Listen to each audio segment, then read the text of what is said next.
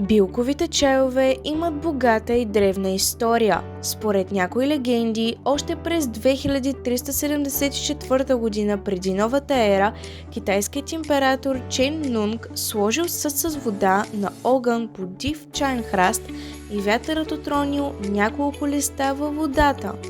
По този начин той опитал напитката и открил, че е много вкусна.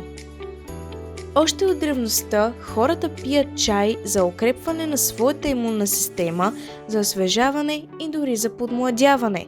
За направата му могат да се използват най-различни билки, като някои от тях се отличават с изключително благоприятно влияние върху тялото. А кои са най-здравословните чайове, ще разберете в днешното видео. Нека да започваме. Чай от лайка. Чаят от лайка е много нежен към човешкия организъм и изключително полезен. Той успокоява и помага при чревни и стомашни спазми.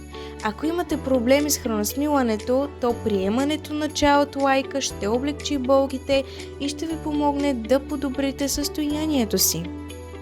Също така може да пиете 2 до 3 чаши чай от лайка при мигрена и главоболие. Ако усетите подобно неразположение, не чакайте да се влоши, а се направете запарка от билката още при проявата на първите симптоми.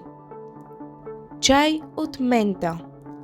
Най-характерната съставка на ментата е ментолът, който има охлаждащо и освежаващо действие.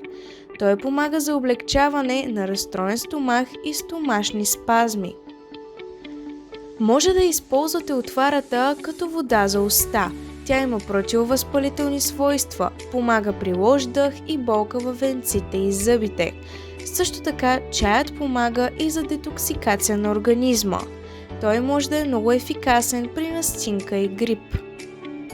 Липов чай.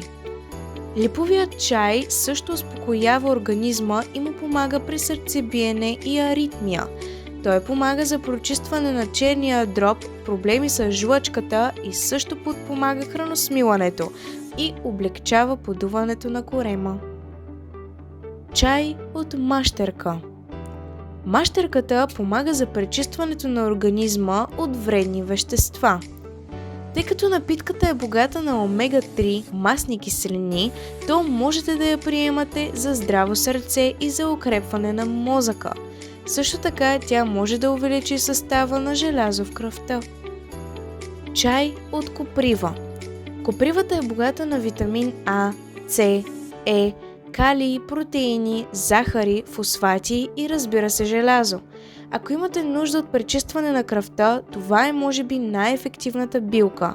Тя има противовъзпалително действие и чай от нея може да се приема при различни проблеми с дихателните пътища. Чай от коприва помага да се предпазите от проблеми с бъбреците, черния дроб, аритмия и ревматизъм. Много е полезна и при лечение на анемия и алергии. Това беше края на видеото, приятели. Надявам се да ви е било полезно и интересно. До скоро!